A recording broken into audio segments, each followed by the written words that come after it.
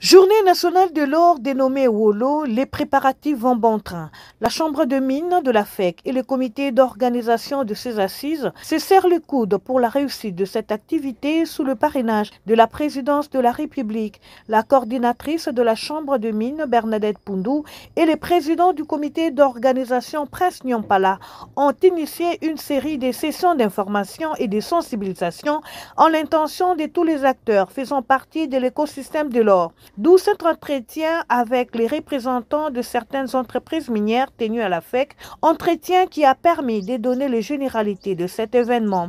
Pour Prince Nyampala, les efforts consentis dans le secteur de l'or sont considérables et doivent bénéficier en premier aux nationaux. Ces assises tombent donc à point nommé pour informer la population. Nous avons eu le privilège d'avoir une session d'information avec les sociétaires de la Chambre des mines de la Fédération des entreprises du Congo, ainsi que d'autres partenaires. Aujourd'hui, ça nous a permis non seulement de donner les généralités de l'activité, c'est-à-dire 24 et 25 octobre prochain au Pullman Hotel, avec des parties exposition, débats et réflexions, mais aussi techniques.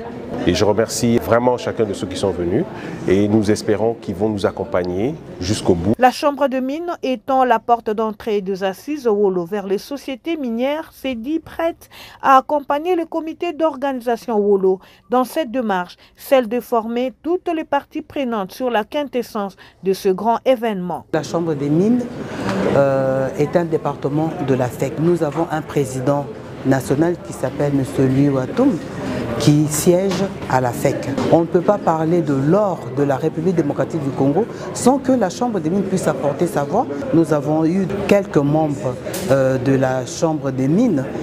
Ici, je cite par exemple Kibali. Nous avons aussi reçu quelques membres de la présidence de la République à travers le CPVS. Le secteur minier, un secteur important pour favoriser l'émergence d'une classe moyenne en RDC, Prince Nyampala fait donc appel à tous les entrepreneurs du secteur, particulièrement ceux liés à la sous-traitance, à ces assises prévues du 24 au 25 octobre prochain. Ce grand rendez-vous est devenu désormais une messe de l'or chaque année en RDC pour décortiquer toutes les questions sensibles liées à l'or afin d'édifier les Congolais bénéficiaires majeurs de la richesse de la République démocratique du Congo.